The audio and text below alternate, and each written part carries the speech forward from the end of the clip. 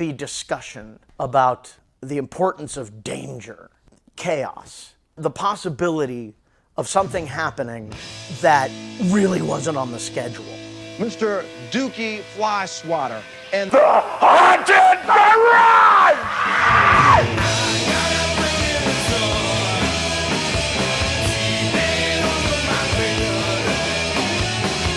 If you took 80s slasher movies and put it in a blender with metal and punk rock, you're gonna get Haunted Garage. Dookie and his crew were almost like making horror movies, horror punk. But the gag is, you're in the splash zone. It is splatter rock. It is chainsaw rock and roll. Not only chainsaw them, but would pull the guts out and spread them all over the place. It's like going to a horror movie, except it's actually happening. There was this real fervor at the time about shock rock, how bad it was for the kids. The shock value was exactly what I wanted. I look over and I see Dookie with his arms on fire. The flashes from the rear end.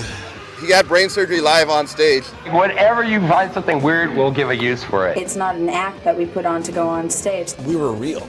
There was some shit being exercised right there. That was the raw stuff. You walk out of there feeling like you've maybe left the planet for a little while.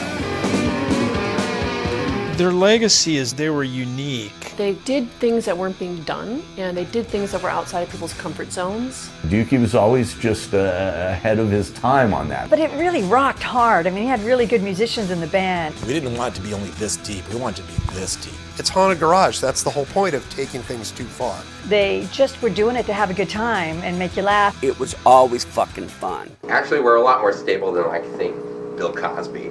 I don't know how to explain it. It exploded. Paul Stanley and Gene Simmons. Tom Waits was there. We flying Axl Rose. When you're sitting between Dookie and Elvira, it doesn't get any cooler than that. There were lines around the block to see Haunted Garage. They were the it band at the time. Those guys were gods to who they were gods to.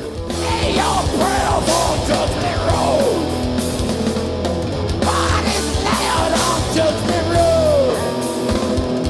He's an icon of the underground exploitational genre. Punk rock god of Hollywood. Bela Lugosi's horrible punk rock grandson. G.G. Allen, but fun. He's like a friendly vampire. He was LA's Peter Lorre. You need somebody in a movie, that's the guy that you want. Roger Ebert said it's the worst movie he's ever seen. Cold Steel, Sharon Stone? Who knew? He had a great writing career. He puts everything he's got into it.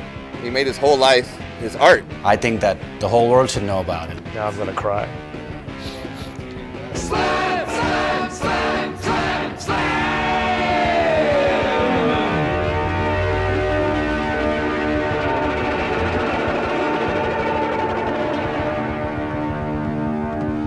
Wait a minute, you're gonna get this. Oh, thank you.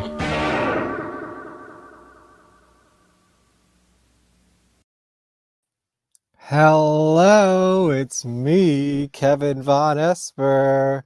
Ooh, I think we're gonna have a spooky episode for you tonight. With another, I guess I can call him a documentary style filmmaker. Just like that was the trailer for the documentary I'm working on called The Life and Slimes of Dookie Flyswatter and Haunted Garage. DookieDoc.com for more info. Man, I haven't really promoted that in a while, have I? Well, things are going to be happening for that soon. I'm doing some big interviews at the end of the month, hopefully maybe the beginning of January. And it's going to be fun anyways. How is everybody doing out there? Drop a comment if you are here. Are you ready to come on? Give me a thumbs up. If you're ready, I don't know. I think we may have lost his head. Should we see if our guest is ready? I'm going to bring you on and see what happens. Jeffrey. Oh, no. What's happening? Something spooky is happening. Dun, dun. We need a score. Does anyone like to score this film? I see the hands. of a possible Jeffrey?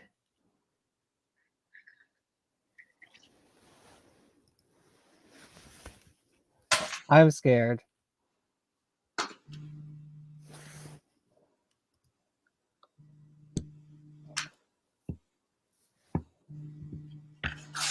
Hello.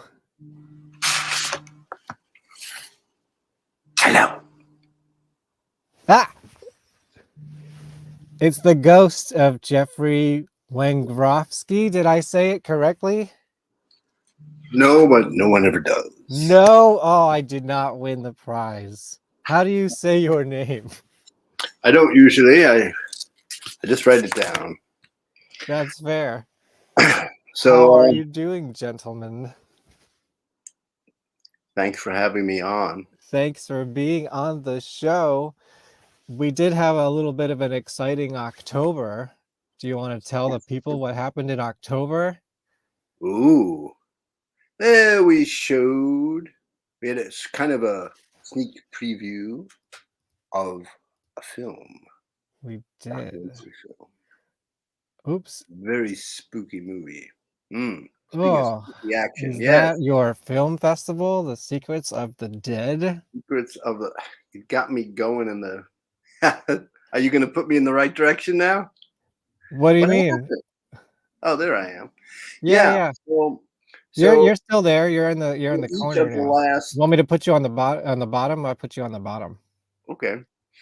For each of the last 10 years, I've hosted one or two film programs, called them festivals.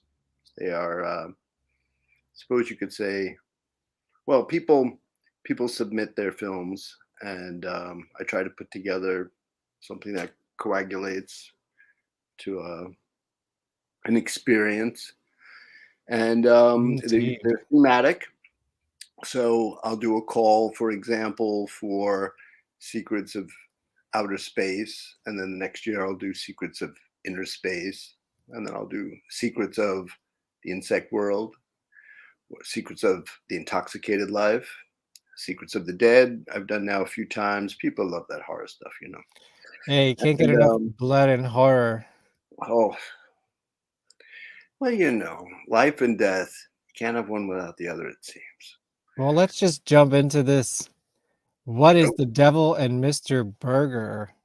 All right. So this is a short documentary film featuring Fred Berger of Propaganda Magazine, which was America's preeminent Gothic culture magazine from 1982 to 2002.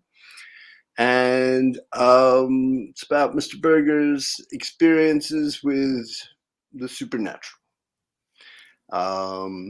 The musical score to the film was lusciously provided by Casket of Dreams, which is a dungeon synth outfit. Oh, yeah. From, Let me see if I can pull them up. Los Angeles.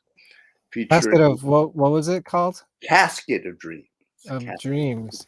You think they have any music videos? There's plenty of their stuff. It's not really music videos, but they have a presence on YouTube, to be sure. It features Robert Nosline of Ritual, which were a early and influential black metal band of the greater Los Angeles area from the early 90s. Actually, they were around for a really long time. Did you ever get to see them, or did you know them? I did not know them in the time. What happened was I had made the film. I was about to shoot the film, and I wanted to find a fitting audio track. So I decided that I would ask some friends for suggestions. So I asked Jim Sclavunos of Nick Cave and the Bad Seeds, and he gave a few suggestions. And there were a few other people that I reached out to. And one of the people that I spoke with was Nora Keys, who was in a band called the Centimeters that I liked very much. I booked them. I ran a cabaret about 20 years back.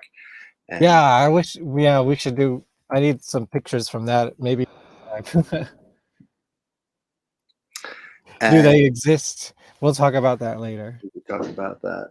And she was the one who said, check out this Casket of Dreams fella. So I did. I thought, well, it has the right amount of mystery and Is this them? Catholic spiritualism. Yeah. Yeah, as a matter of fact. I think this could provide some spooky backdrop music for our conversation for a few moments. Yeah, a little volume will help. Yeah. It's like it's like nothing or like way too loud. So yeah. Now for each of the last 10 years, in addition to putting together these film festivals, and the next one, by the way, will be in February. It will be Secrets of the Heart. It'll be short films about love. They don't need to be new films, and I would suggest that you speak to your people about submitting to me, sending in a film. It's they can do so through Film Freeway. I have an idea already. Look at that. Yeah, so I'm looking for films that are less than 20 minutes of duration, and some years I've gotten as many as 400 films in a single year. It's really taxing on my body, but yeah, really. How do you get through that many films? Yeah. You just have like a big marathon, or? Oh well, at this point, the festival's been going for a while, so some people submit, and sometimes I have the same people several times. You know, whatever is good. You know, I'm not going to quarrel with quality. Sure.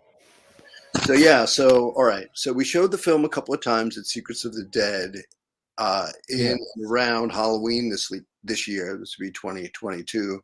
The next screening will be Friday, February. One more time. Friday. Ready? The Devil and Mr. Berger will next be screened Friday, the 13th of January, 2023, opening up for a film called Night of the Bastard, which is a feature film featuring and partially produced by Mr. London May, formerly of Hain. Yes. Yeah, so it'll be powerhouse. It'll be over at Film Noir Cinema, which is in Greenpoint, where I often show films, and I strongly endorse the place. I have a picture of it that I took.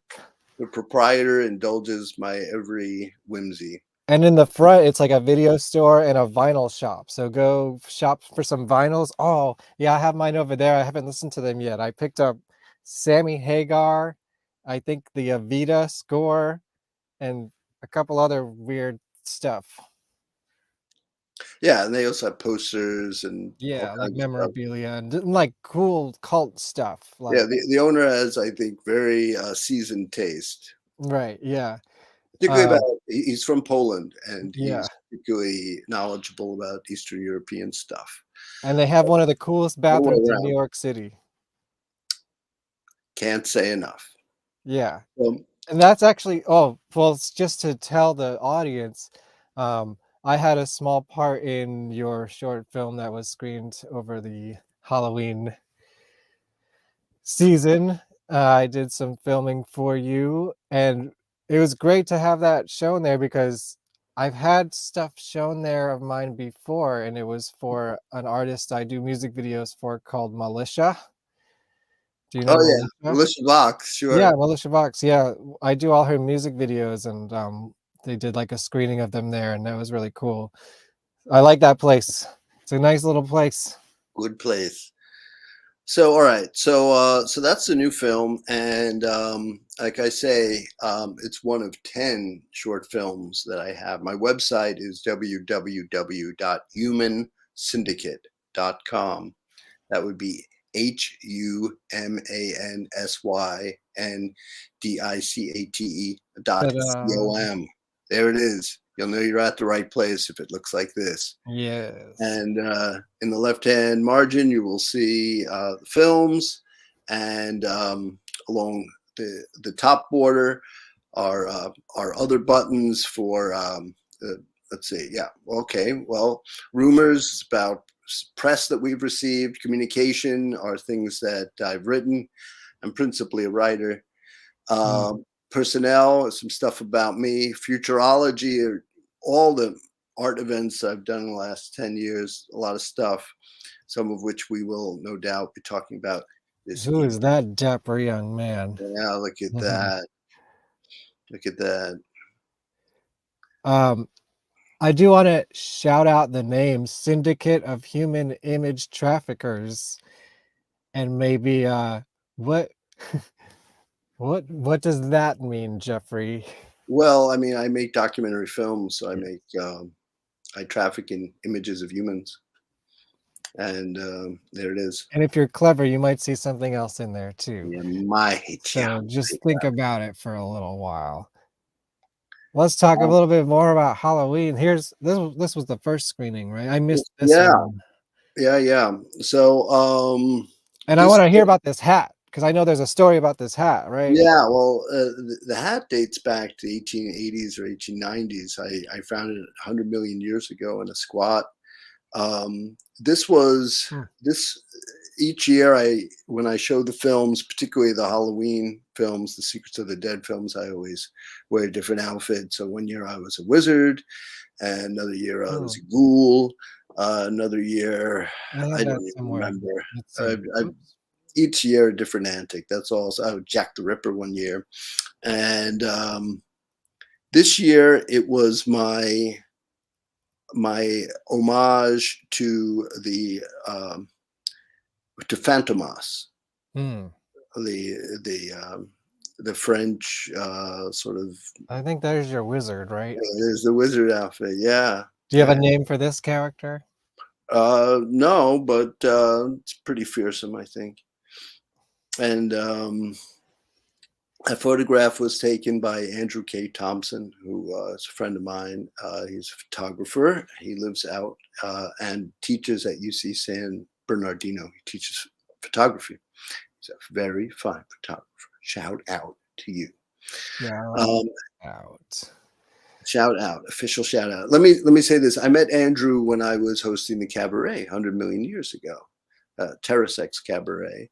And where was that? It was at Club Lux, which was a very happening night spot.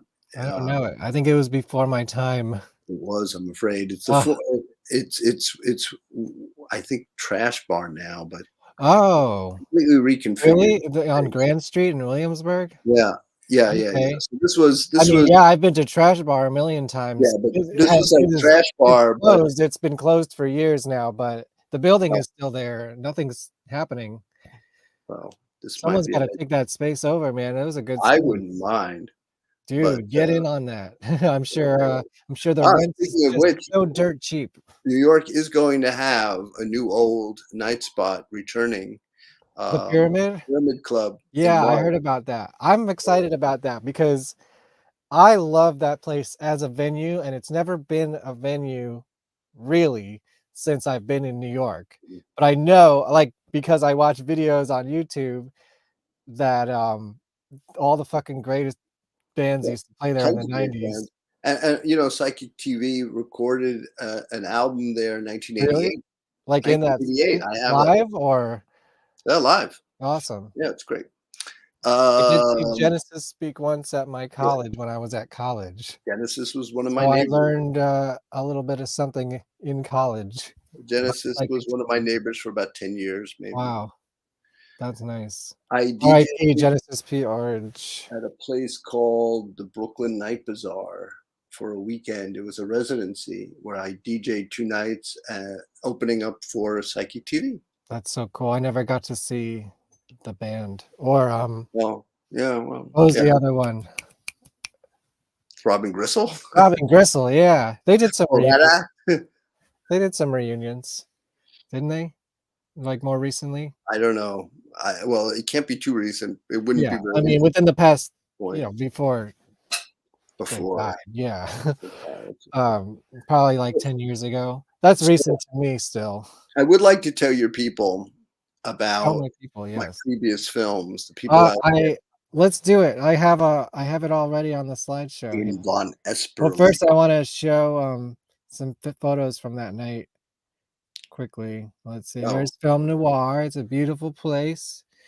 It's kind of dark, but that's you speaking to the audience, saying spooky things to them. Yeah. Put your hands on your hips. And there is Mr. Berger himself. My favorite photo, but go ahead. And then tell me about your friend here. Oh yeah, we had a live act. Alec Redfern of Alec and the Eyesores came down from Connecticut to play for the people. Very nice. He's done that for me twice, actually. So we've had other musical acts. I'd like to mix it up. I like cinema very much, but it's nice having a little bit of just having a little showcase, a little musical showcase or something like this. In fact, many years ago when I first started making films, before I was sending them out to festivals, I would have parties at my place called SHIT in the Parlor. And I would show films, and I would have musical guests, and I had a magician once, and burlesque performer, and Taylor Mead was there once, and lots of wacky hijinks. What kind of movies did you play? I showed my movies, the best kind of movies. And in fact, what it was really like a sneak preview party, free booze and whatnot. But the important thing was show the film in front of an audience feel whether or not it's dragging. That's an important aspect of editing. Like you're so in it, you really know, you feel the vibe the first time you play it to an audience. You're like, oh no. Yeah, they don't even have to come up and tell you. No, you feel it. It's a strange feeling. It doesn't matter what they say. You can feel it. So previous films were about or featured Reverend Billy. Wait, let's play your trailer. Oh yeah, all right. And then we'll get into. I have a slide for all your movies. Selections from the first 6 films.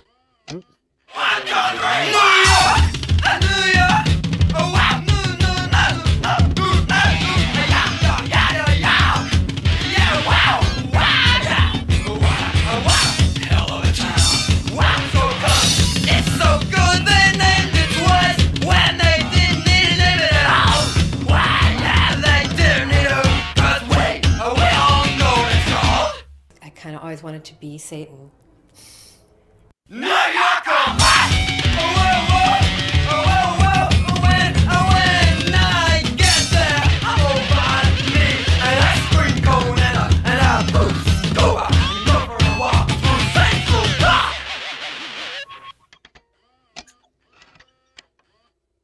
Oh yeah. How sweet it is. Indeed. Yeah, I see booze and boobs and all sorts of punk rockness. A whole lot of shaking going on. A whole lot of shaking. Reverend Billy. So hold on. Was part of a show with you. Oh yeah, go ahead. Let me just say that that Coming Attractions reel was scored by Jim Thurwell of the Wonderful World as Fetus. Which we talked a lot about last week on the show with Martin BC. Oh yeah, Martin used to come to my cabaret. So did Jim Thurwell. I'm not surprised. Yeah. So see, there's a link going on right now. That was a 3.5 hour conversation we had last week. Well, people, you might want to know that I met Mr. Vonesper over here at an actual bona fide goth event.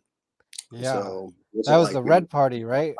Wasn't like we met on Grindr. No, Grindr didn't exist yet, I don't think. We met in the flesh.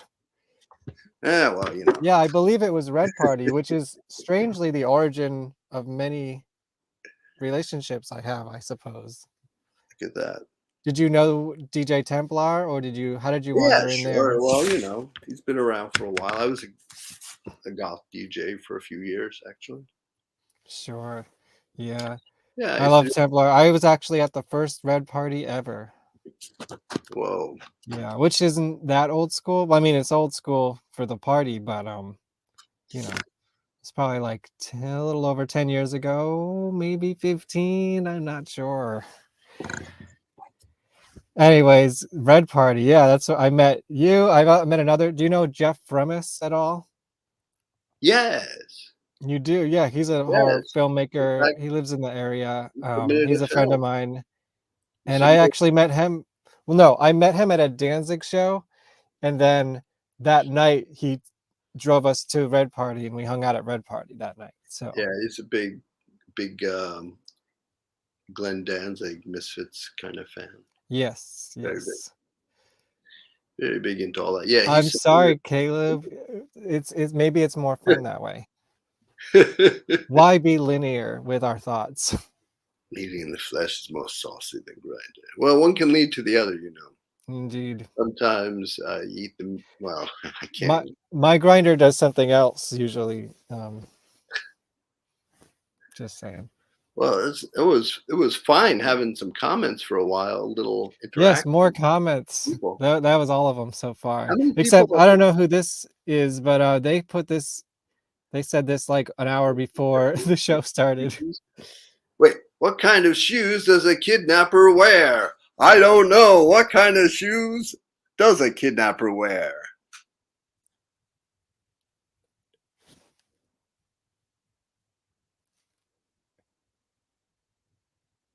Are we both doing Nardwuar now? Now, wait a second. Is this one of those how do you keep a moron in suspense kind of questions? More No, questions. More questions. And while we get more questions, I want you to tell me about Reverend Billy, because that was another part of our Halloween weekend, actually. You want to talk about the Halloween weekend? Do we want to talk about Holomus first, or do you want to talk about your films? I think we've tortured people plenty regarding. He my makes films. They're documentary style films. Go check them out. They're not really available anywhere to watch, though, are they? You gotta catch them live. You have to come out. It's really a live experience. Like Chassis was saying, you know, it's there's no substitute for hand-to-hand combat. So let's talk about Holomus. And were you at this one? Yes, I was. Matter of fact, I was the person who was entrusted with a bottle of 141 rum, and You started the fire right next to Peter Van Antonio, my old friend, in this photo. Yep. Yeah, I was friends with Peter for about 30 years, maybe even down to the very day. Where? Oh, this was in my place where I am right now. Yeah, let's just start there. How did you meet? How did you meet this we gentleman? met at Reconstruction Records, which was an all punk rock volunteer record store over on 6th Street between 2nd and 3rd Avenues, right next to where Some Records had been in the 1980s. Some Records was a hardcore. They sold only American hardcore. It was run by a fellow named Dwayne. If you're out there, Dwayne, hit me up. Word. Yeah. What did he have in his hand? Do you remember? Did he buy any records that day? No, he had a friend of his from New Jersey had just gone up to the Bronx Zoo, and they came down and they were just full of giggles, and we just got talking. Was this still in the Sticks and Stones days? Yes. Yeah. Because I'm like 30 years. That's longer. Yeah. He was still living at home with his folks. I've been seeing the band for about 20 years, but I know they haven't lasted 30 years. Yeah. He was living at home. Almost though. So I helped him get his first apartment in Manhattan. Yeah. He lived in my building on 11th Street. Wow. With Sam, his bass player.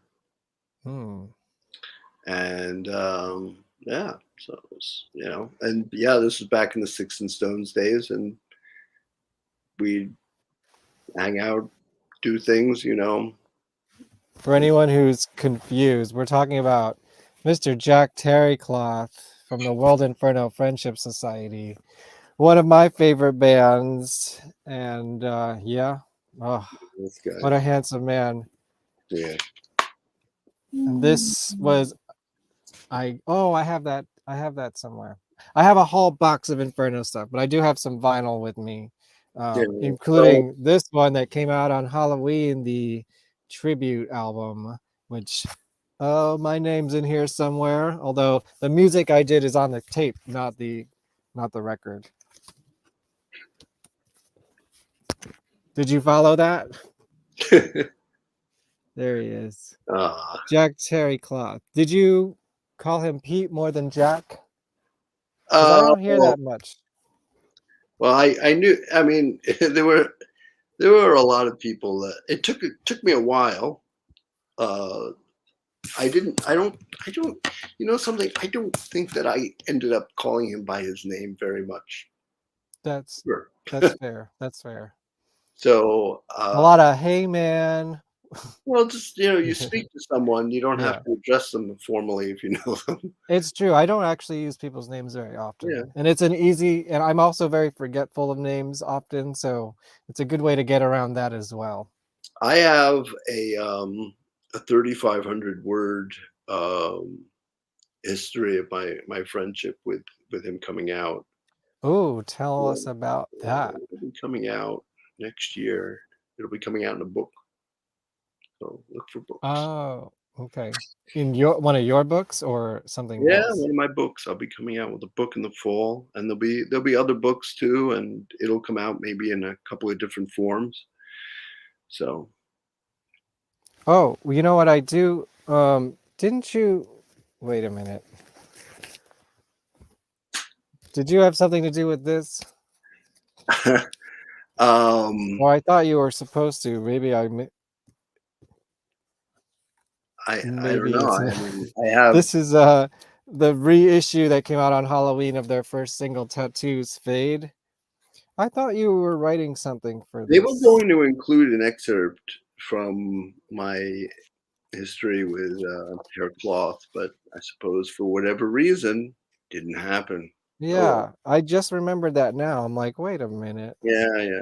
Well, they've. I don't want to get into it. That's fine. No point in complaining. No point in complaining.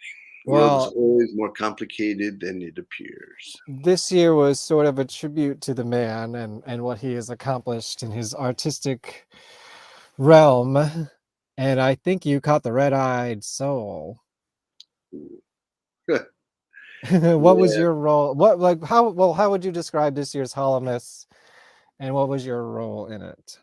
Well, I mean, it was kind of a ritual burial of the whole Inferno thing in a way, and I was entrusted with sort of with saying goodbye to him, and I was given the closing soliloquy from Blade Runner. So, Oh, I didn't catch that. I've seen things that you folks would not imagine. Rings of Orion, outposts on fire, all kinds of crazy stuff. That's It how was very touching. It was The whole very thing. nice. Yeah, It some was people funny. I laughed. I cried. I it was shouted. welcome. It came across very well, considering that there were no rehearsals for it. I think I watched the rehearsal, and it was about a half hour before while people were already in the doors. Yeah. And they don't. It's fine. Yeah, I didn't get a shot at actually rehearsing it. And if you see the video of it, you'll see that at a certain point I didn't really know what to do, where to go, because I was never told. And so I just kind of Love you, Bill Cashman. Can you tell how many people are on? I can, yeah. About? A few. A few. All right. I think this will get more popular in the replays. I thought I had a photo of the old Holomus somewhere. I I don't know what year, but the This Packed Funeral Holomus. Because I was also there and I saw you, although I didn't know you yet. Oh yeah, that's right. At that one, I was the greeter at the door who gave everyone a card with it would ordinarily be a prayer card for the deceased.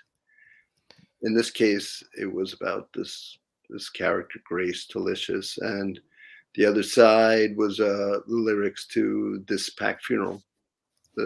At that time, the new song by the Oh, Wonders. there it is. Let's see if I can open it here.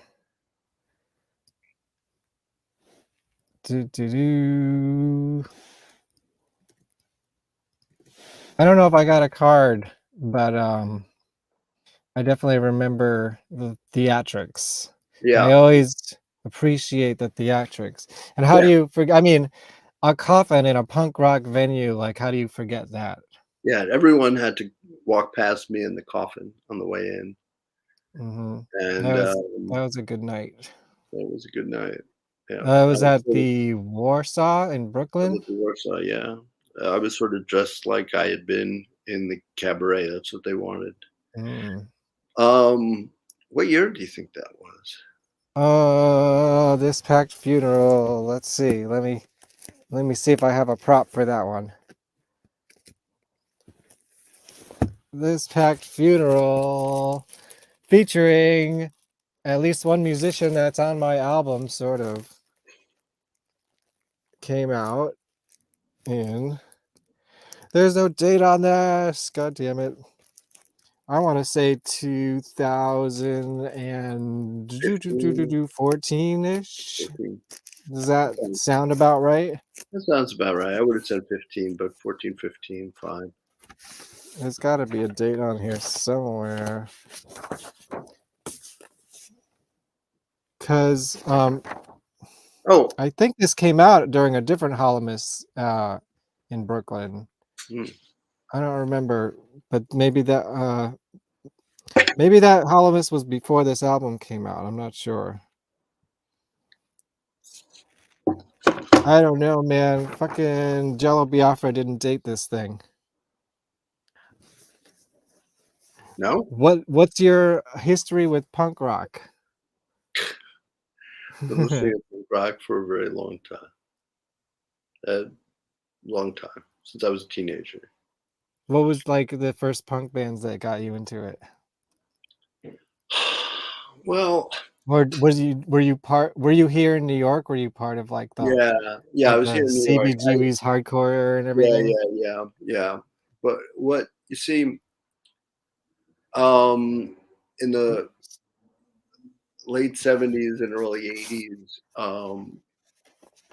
they were still the airwaves were still dominated by acts from the 60s. So there was a real, the punk rock thing was very refreshing, very different, and the hardcore thing was just mind blowing at the time. And yeah, that's half of my Black Flag Damage poster. Wait, I think I have the other half, maybe. No, you don't. There it is. Yeah. Framed and all that. So this is an original? It's an original poster, yeah. Yeah, I picked that up at Sounds, which was a record store on St. Mark's Place. This Packed Funeral came out October 28th, 2014. Yeah. So I think that was the 15 one, because I think this came out, I forget what the venue was called in Brooklyn, but I was in some Morning Glory video filmed there. It was on one-off. I don't remember. Were you there? Nope. Morning Glory featuring Lucky Strano. Not at the time, but I think he was in that band. Yeah. He was in that band. At the time, Brian Biglione was playing drums for them, and the bass player was a guy, a bartender from Astoria, where I lived, called Heavy Metal Chris. Can't make this shit up. They made a really great album, War Psalms. Go check it out. You ever hear that one? No, not yet. But oh man, I will explore. I will investigate. Wait, I'll pull up the video that we were in. Maybe you'll I mean, you can't really see the venue because they built a set inside of it. I can't remember the name of this place. It was like this weird spot near Williamsburg, Greenpoint area, I think.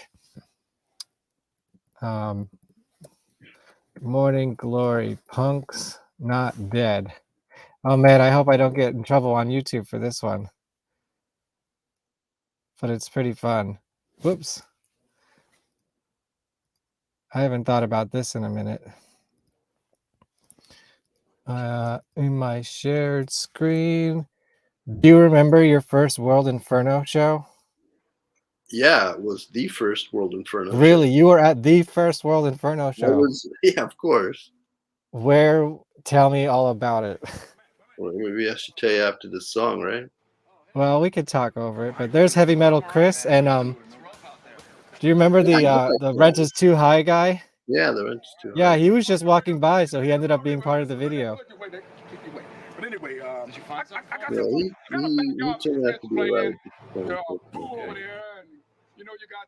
So, what were you asking me? What were we going to talk? The first World Inferno show. Oh, the first World Inferno show was at a bar in Chelsea called Le Ciel Rouge. And at the time, the Inferno only had 2 members. You saw a duo? It was just Jack and Scott? Peter and Scott, yeah. Yeah. And Scott played piano. Yeah. And wow. Peter sang, and he had these 2 little cymbals, hand cymbals. And that's how it actually, the very first sound the World Inferno made in public was the sound of the little hand cymbals. Wow. Slapped them together, and then he started singing.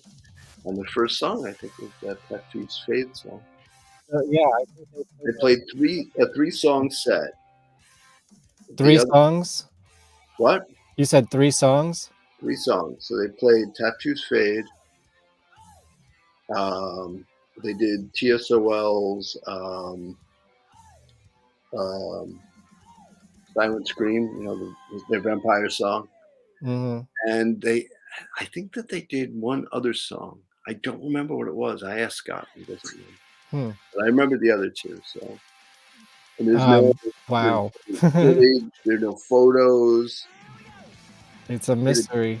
Peter bought a whole bunch of jugs of red wine, and the bar was close to Friends, and we all got really hammered. Look, you can see me dancing around. Anyways, there was a Holomus in this space where they built this set, and I can't for the life of me remember what they called this venue.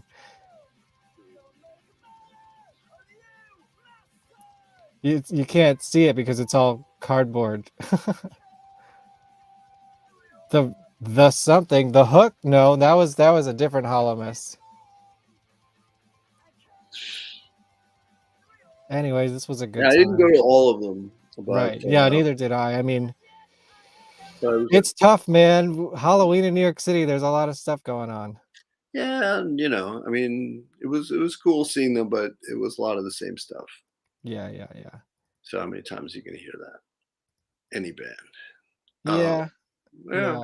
It was nice to do different things. I strived for it, but I mean, since he was very generous with his friends. So friends were all on the guest list. Like I was on the guest list forever.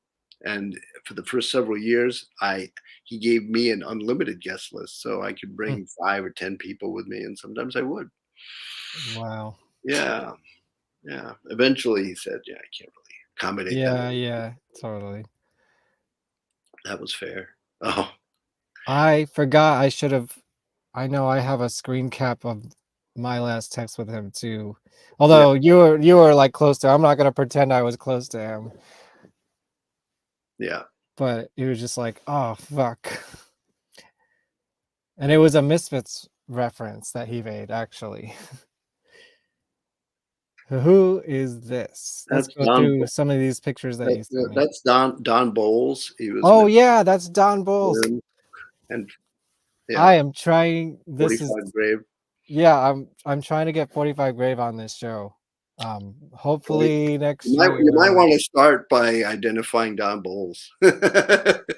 Actually, I talked to Don a couple months ago about doing an interview for my documentary. So hopefully that's going to happen. I didn't recognize him with the beard because I'm not used to that. Yeah. I've seen him play once in the Germs, and he did not look like that. Yeah. The band that I'm interested in is Celebrity Skin. Celebrity Skin is actually, has a huge part in the Haunted Garage story. Yeah, there was They used to play together like all the time. They were this sort of And the source of the whole album glam, title, by the or way. like a glam rock band. Yeah, they covered ABBA.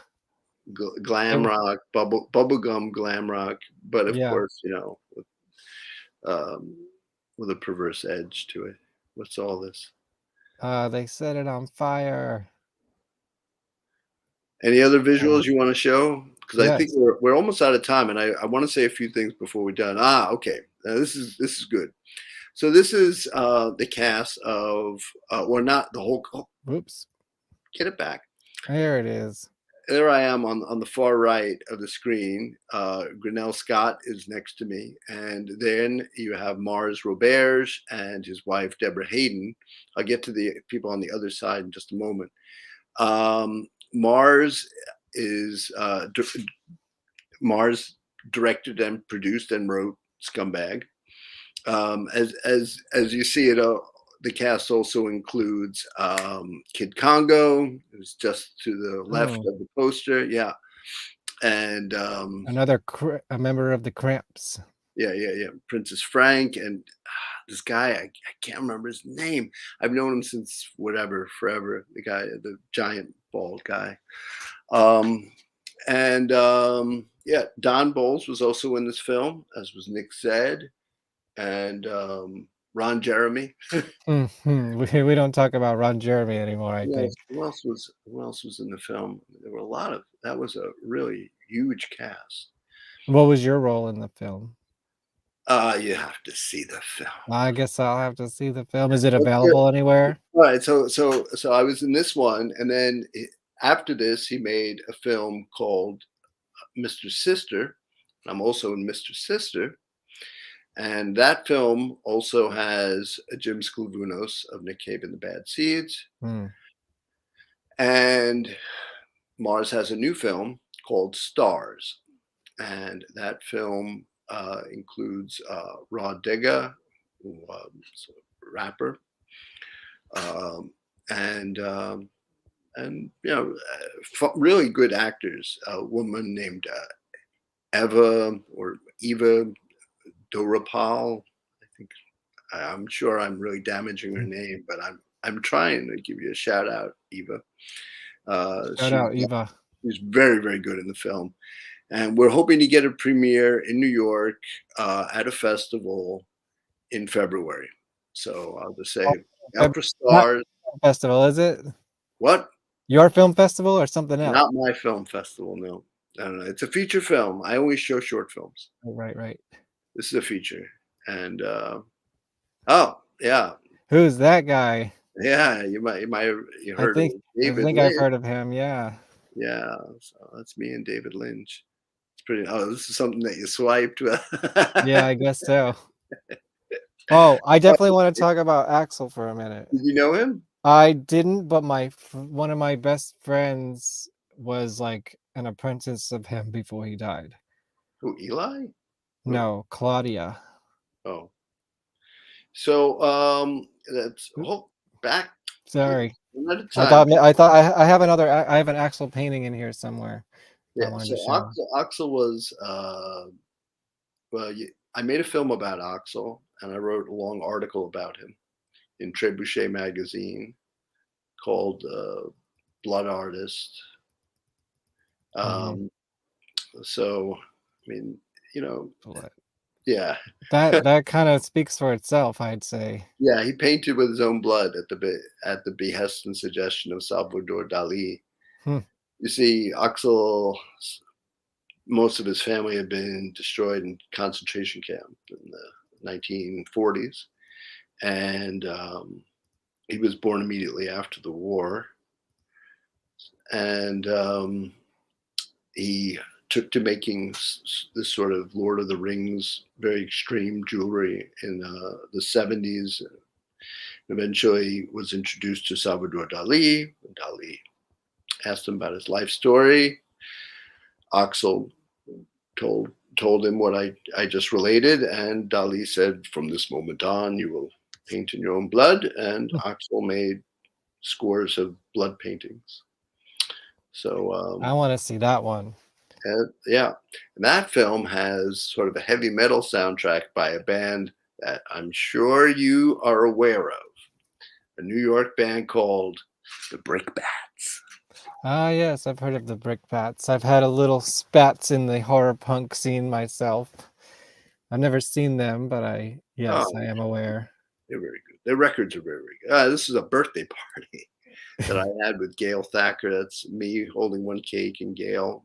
Gail is a photographer holding another cake. And in the background, you can see Nick Zed, but yeah, all kinds of weirdos in this. My old friend Daryl, she's in here. Nick's old girlfriend. We talked about Black Flag. Oh, I wanted to talk about Ratso for a minute. Sloman. Because I've encountered this gentleman several times myself, and we were actually in a music video together. Although you can't see me, it's a video for one of my previous guests, Imani Coppola. And I met him at a party that she had in her apartment once, and he was filming he had a guy filming a documentary about him while I was filming a documentary about her at the same party. And he ended up being a documentary specialty lawyer. And so that was useful when I started my documentary. Yeah. And all there's Ratso. What a character. Ratso is a music journalist, famous for his covering Bob Dylan's Rolling Thunder tour in the 1970s. The nickname was given to him by Bob Dylan's old girlfriend, Joan Baez. You may have heard of her. And who sort of compared Larry to the character played by Dustin Hoffman in Midnight Cowboy. Oh, that's okay. Right. Yeah, that's a classic New York tale. Good film, yeah. And that's Exene Cervenka, a band called X. Yes, who we went to go see recently together. Although I missed part of it because I was running down the street. What fucking show starts at what was it, 7 o'clock or something like that? And the band actually went on, and there was no band on before them. They were opening, that's crazy, man. A legendary punk band playing at 7 o'clock. Ridiculous. Yeah, they were on during the day. I was still very happy to see what I did see, but next time they come around, I definitely have to revisit that. Yeah, hopefully as a headlining act. They're doing a big tour with Los Straitjackets. Perfect. Yeah, I will be going to that. And a very big cruise that they did with Social Distortion and some distinguished country music acts whose names escape me right now because I didn't know I'd be talking about. Yeah. This tour. It's not a quiz, don't worry. So I did want to ask. So I have just in my head, but I have a decline of Western civilization checklist, and I want to see how we compare. And you probably beat me on this, but let's see. Black Flag. Have you seen Black Flag? No. I have. I've seen Black Flag and I've seen Flag, although you could probably argue that neither of them are really Black Flag. But I did have an awkward encounter with Henry Rollins once. Oh yeah, do you want to talk about that? Not so much. No, that's a teaser. Maybe you could make a short film about that. Maybe so. Circle Jerks. Saw them in Philadelphia. In fact, I saw them at Love Hall in Philadelphia. Antidote, I think, maybe. Okay. On that bill. Anyway, so I was there with some friends, and we were right up front, and it was packed, absolutely packed. It was just around the time of Golden Shower of Hits, So Chuck Biscuits was in the band. He had Was this just before or left after from the Flag. Danzig? He was originally the drummer of DOA, and this is before he was in Danzig. So in between, yeah, okay. So many years before Danzig. So Well, this in was fact, the the 80s. Misfits were still around. So it was packed, and we were in the front. It was so packed, in fact, and so uncomfortably packed that we ended up getting on stage to avoid getting squished by people. So there we are on stage, and they started passing the band's equipment over the audience, like crowd surfing it, the amps, the drums, everything. And so we would take these things kind of put them on the stage because, if you're there, you're enlisted. Right. And a punk rock army. Then we see that there are these other guys who are kind of joining us, and they're like pulling up nails and stuff from the stage. I'm like, what's going on? So I looked at my friend. He says, it's Keith Morris, like next to me. And so I said to him, no, that's not Keith Morris. He's much too ugly to be Keith Morris. Oh. It just came out. Sorry, Keith. He'd probably agree with you. Well, what happened was, did he have his dreadlocks yet? No, this is long before that. This was many moons ago. He just looked like on the photographs of the band that I had seen. He looked like a kid, and when I saw him, I'm sure he looked quite a bit older than me. Right. And so that's what I was. But here's the thing: they played, I think, 2 or 3 songs, and they said, nobody get up on stage. If anybody gets up on stage, because we were at some other place and somebody got on stage and they kicked over the drum kit, so we can't have that. So if anybody comes up on stage, then the show is over. And by the 3rd song, somebody came up on stage just slightly, and then then Chuck kicked over his own drum kit, and the band said, that's it. I think that they did not want to play that show. I don't know why. And it was very disappointing, and it really felt like bullshit. Oh. That happened also when I saw Turbo Negro at Mercury Lounge a number of years ago. I don't really like going to Mercury Lounge, but I really, really like Turbo Negro, and I like the idea of seeing them in a small venue. I don't like walking through that thin bar to get to the concert. Well, my issue is a little bit more personal than That's that. fair. That's fair. It was a Tombstone store where we bought my grandfather's tombstone. Oh, wow. Okay. I did not know that. That's an interesting history. Catholic Discipline. I don't think they exist anymore. Yeah, that was Kickboy phase. He's long since dead. Yeah. Fear? I saw Fear at CBGB. Oh, that's cool. I want to say late 80s. I wanted to see them. They were playing the Brooklyn Monarch Halloween weekend, but as you know, I was pretty busy that Halloween weekend this year, so I missed it. But Actually, it's a Fear show. I heckled them. I don't remember what I said. Yeah? That's exactly the band that you'd want to heckle too. Well, it was actually it would seem pretty appropriate. Lee could field anything. Yeah, that was kind of their specialty, I think. Yeah, the first show I saw, the first punk rock show that I saw was the Cramps at Peppermint Lounge. They were recording The Smell of Female. And I was just a teenager, and hey, all the kids love the Cramps now. And someone in the audience said, "Lux has a hard on." And he said, "I always have a hard on." And I thought, I want to be here. So yeah, I like this. This is fun. I just missed them. It was in the band at the time because it was just after Psychedelic Jungle, which is my favorite Cramps album. What year is this? In the 80s? Yeah, this was in the 80s. Something, yeah. It's in 1991, they took Haunted Garage on tour with them, and if any of them want to talk about it, hit me up. I don't think Kid was in the band. I think most of the members who were in the band are not with us anymore, so Poison Ivy, if you're out there, Yeah. good luck with that. Yeah, she's. I think she's kind of Off the grid. staying at home these days. Yeah. Yeah. Well, how about the Alice Bag Band?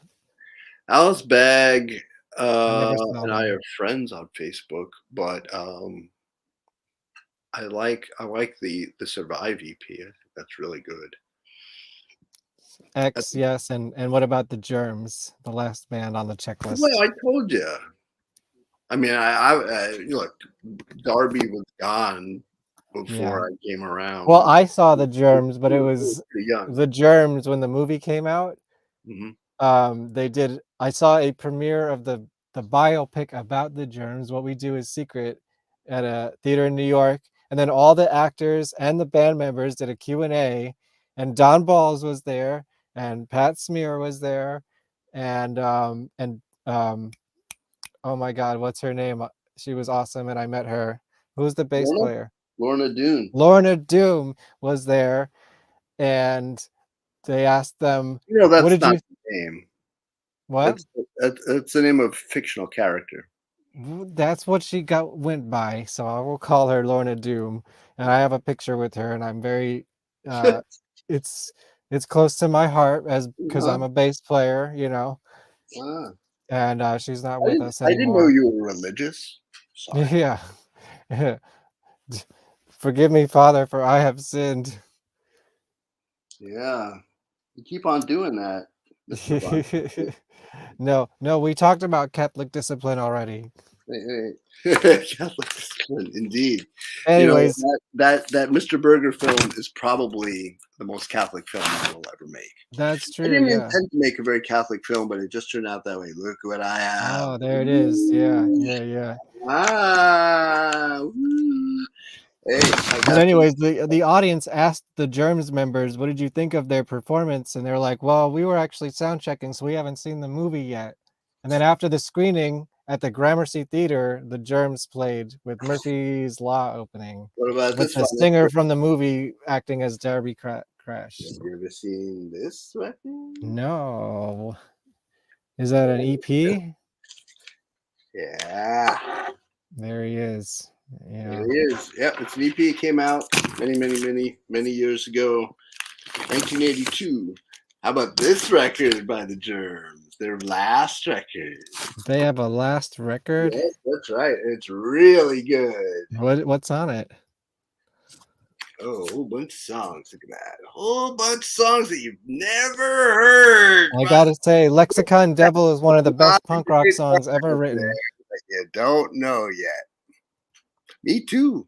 It's one of the encouraging things about life is that I'm constantly encountering music and film, writers and whatnot that I had no idea that they existed. Yes, and on wax, not that. Humans have the capacity to create many wonderful things. They have capacity to make many horrible things too, such as in our nature to make things. Some of these things will be salutary and some will be poison. Speaking of making things, I want to tell the people what's coming up next on VonPod. And it's someone who helped me on my record, Welcome to My Pity Party, which is out now on all the platforms and on Bandcamp. Go ahead and buy it. Next week, the alien rapper Lexa Terrestrial. Do you know anything about Lexa Terrestrial? This would be my first. I'll check it out. Yeah, she is an interesting one. And then the week after, speaking of aliens, we have Aliens. Do you know Blake and Aliens? No. Martin BC just produced their latest EP. He's been in the underground New York scenes for a couple decades, I think. We're gonna find out all about it. And then the last show of the year. Do you know the Manimals? No, but obviously a Germs tribute. Yeah, not quite, but I would say one of the best rock bands in New York at the moment. And my friend Haley Bowery fronts that, and she will be with us. Where do they usually play? Well, I saw them twice in October, and one was in a bar in Astoria, called the Shillelagh Tavern, and then they played somewhere in Brooklyn that I've never heard of. Basically, all the dive places. And Really? they're playing this weekend at a lesbian bar. So I forget what it's called, but if it wasn't so early at 3 o'clock in the afternoon, I would consider going. But that's a little early for me on the weekend. But they will be with us, and then I think I'm going to take January off and focus on some other stuff. But I'm going to plan a really sweet season 2 for y'all. Jeffrey. Kind sir, is it time for us It to is. say- Yeah, I have one last question for you. Oh.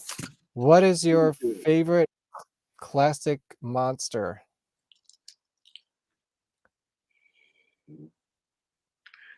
Boy, oh boy, that's a tough one. And while you're doing it, I'm going to do a little unboxing of something I got in the mail today. Oh. An unbagging, I suppose. Unbagging? Yeah. It's not a box. Something from Lunar Crypt, which is I guess they're going out of business, so this was my last chance to snag this cool design here with some classic monsters. Of course, I found a phantom here. Well, you know, I think that there are a lot of great classic monsters. Let me say this: the last time I saw Bride of Frankenstein, I found the bride to be really scary. She was kind of scary. Yeah, I've been revisiting, or Fascinating. I'm gonna say revisiting. I got the Blu-ray set of the Universal Classic Monsters, and I've been going through it one by one, all 30 films, for the past month or two. There's, of course, the bride in here somewhere. Yeah. Man, she's, for such a popular character, she only got like about 2 minutes of screen time. Yeah, you know, it would have been a better film with more bride, but it was a good film. Actually, It's interesting. I don't understand those little people in those little cases and stuff, but you know, maybe somebody can explain it to me sometime. I remember that scene, but I don't remember what it was. There's no context to it at all, really. I think they were just showing off their special effects. Yeah, basically, it had like it wasn't a plot point that came up later or anything like that. But what's your favorite monster? Oh, I told you, the bride. The bride. Okay, it is the right bride. now. I mean, yeah. You know, in some ways, I like them all. Although I found last time I saw a creature from the Black Lagoon, I found the creature to be a little disappointing. Creature likes ladies, and Yeah, he's a creature creeper. needs to, you know, maybe go to see a matchmaker or something, because Yeah. this abducting women and bringing them to the lagoon is not really Yeah, that's not gonna fly these days. No. I don't think it was really going to fly at any time. That's why he's a monster. That's true. Yeah. Well, thank you, Jeffrey. I think we did it. Well, all right. Well, thank you, Kev. Do you have any last things you want to promote or tell all the people? February 13th, Secrets of the Heart at Film Noir in Brooklyn. That's right. So send in your films. On Valentine's Day, right? Yes. They can be old films. They can be new films. They could be films from anywhere in the world. In other words, let's say you made a film 10 or 20 years ago, but no one's seen it. It's not online. You've always wanted to show it somewhere. Send it in. Send it in. And yeah, so I'll collect about 10 of the ones that I get, and I will show them at Film Noir, and I will be dressed in some kind of ridiculous outfit. Will you have a piece of your own in there? Yes, I always keep a little skin in the game. Yeah, and then the next Secrets of the Dead will be right around Halloween of 2023, and I will. So get your horror shorts, get going on that too. Yeah. So as a matter of fact, that one's also live and accepting films on Film Freeway. So if you have a horror film, send it in. If you have a film about love, take love or death, either one, both fascinating, both horrifying. Awesome. Well, I think I'll close this out with another mini trailer for my doc, since we're talking about spooky documentaries and monsters and stuff like that. Come back next week, Thursday, Lexaterrestrial. Oh, if I can get my shit together, it will be a music video premiere as well for one of our songs from my album, Welcome to My Pity Party, which you can buy on Bandcamp. I still have those Black Friday prices up because I've been too lazy, so catch it while you can. This has been VonPod. See ya. What influence did B movies have on the band? How many tapes do you have? How many loads have you got? It started out as a band that was covering bad songs from bad movies. I mean, they should be looked at as a legacy of Los Angeles. They lived the movie lifestyle. I had seen many of Dookie's movies long before I knew who he was. I first saw Dookie Flyswatter in a Green Jello video. Because as soon as I saw him up on the stage, I'd go, oh, fuck, that's that guy from Surf Nazis. Roger Ebert said it's the worst movie he's ever seen. They were such a part of our scene. You know, a cult movie that's got its own fans. We've attracted our own fans and our own family. Within a city of misfits like Hollywood, we were misfits. He's an icon of the underground exploitational genre. Punk rock god of Hollywood. It was neat to see the same faces always orbiting this universe that Dookie Flyswatter seemed to be in the center of. There was celebrities, weird people, cool people, interesting people. Axl and Sass came to see us, and I slimed them really good. Paul Stanley and Gene Simmons. Tom Waits was there. I remember Fishbone showing up at a couple of gigs. Courtney Love was afraid of us. When you're sitting between Dookie and Elvira, it doesn't get any cooler than that. Spike Lee wasn't impressed. I'm just about to go on stage and Flea grabs my shoulder. White Zombie and Haunted Garage and Tool were all on the same bill. I think Soundgarden was opening for you. I would not be surprised. I did a nude painting. Clive Barker owns that painting. Los Angeles seems to be a haven for insularly popular artist situation. You can destroy here, and nobody knows where you are anywhere else. No. It's crazy. We'd like to be an A movie someday. A B-A movie. An A-B movie. A B-A movie? A B-A.